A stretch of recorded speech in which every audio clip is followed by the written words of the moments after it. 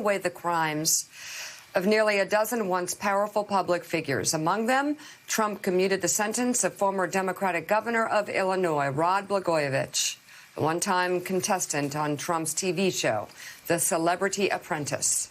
Blagojevich served 8 years of a 14-year sentence after being convicted of corruption for trying to sell the U.S. Senate seat from Illinois vacated by Barack Obama in an effort, in part, caught by FBI wiretaps. Trump also pardoned former New York City Police Commissioner Bernard Kerik, a close associate of Rudy Giuliani. Kerik pleaded guilty to 8 felony charges, including tax fraud and lying to White House officials. And the man once known as the junk bond king, Wall Street financier Michael Milken, was also pardoned. Milken pleaded guilty in 1990 to securities fraud and conspiracy.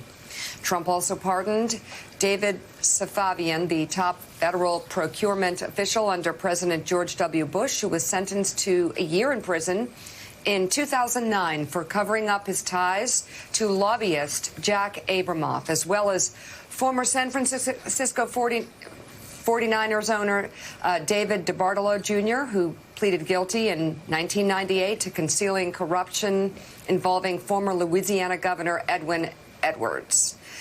According to a White House statement, Trump followed the recommendations of longtime friends, business executives, and political allies in making his decision. For example, Nelson Peltz, the billionaire who threw the president a $10 million fundraiser on Saturday, backed pardoning Milken, along with political donors Sheldon and Miriam Adelson, Patriots owner Robert Kraft, Fox host Maria Bartiromo, House Minority Leader Kevin McCarthy, and Secretary of Transportation Elaine Chao. In at least one case, according to the Daily Beast, it appears cold, hard cash did the talking. Paul Pogue, a construction company owner who pleaded guilty to underpaying his taxes by nearly $500,000 and received 3 years probation, was issued a full pardon and clemency by the president.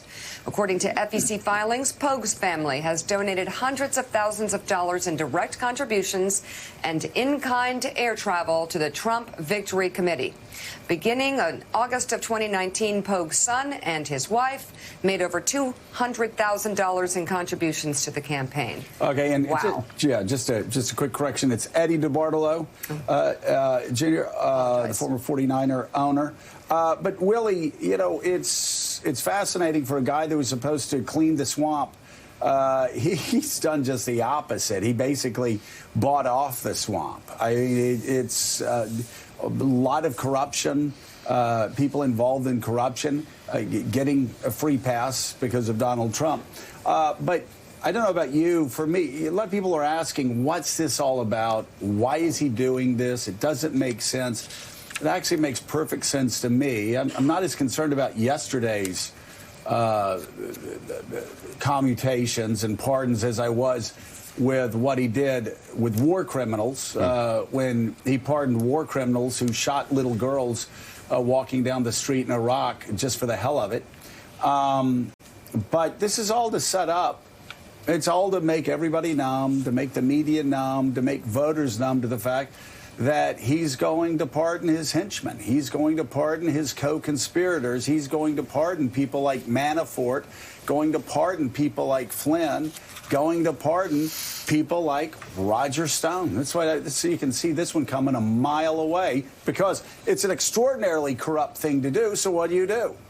You go ahead and pardon some others, and you pardon war criminals. And when you can pardon a war criminal that targeted a little girl walking by a riverbank in Iraq, killing her, suddenly pardoning Roger Stone doesn't seem quite so shocking, does it? Yeah, and he signaled that he'd be looking at Roger Stone's sentence. So I think we can all see that one coming down the road. We played it at the top of the show. He said, "I am the chief law enforcement officer of the country." The President of the United States said that yesterday, and he proved yesterday again that he actually believes that with some of these pardons.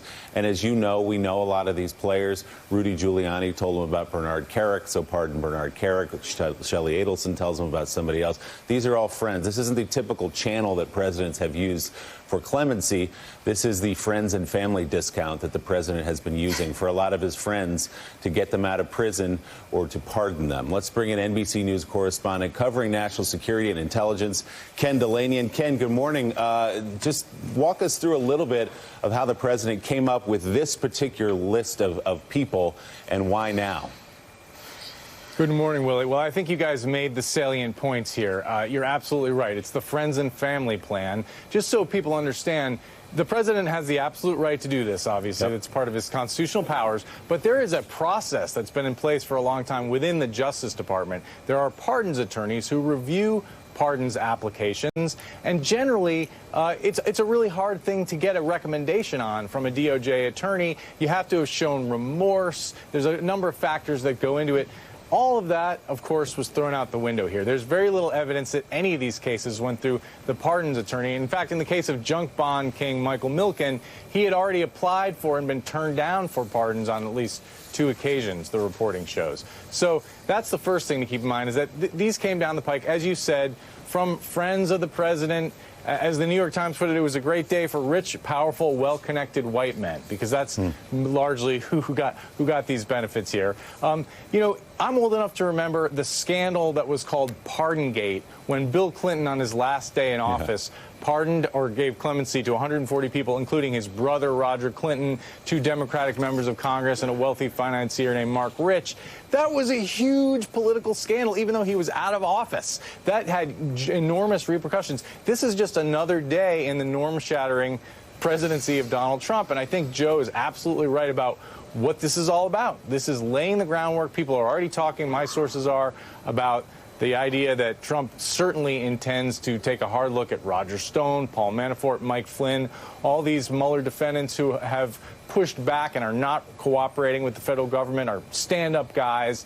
And Trump also wanted to distract from this burgeoning public scandal at the Justice Department, where his attorney general has now told people he's considering resigning after this intervention in the Stone case. So I'm going to ask you a question, Ken, that may be moot in this Trump era, but I'll ask it anyway. Was there anyone who resisted this? Was there anyone who pushed back and said, hey, if you want to do criminal justice reform, great. Let's look at low-level drug sentencing, et cetera, et cetera.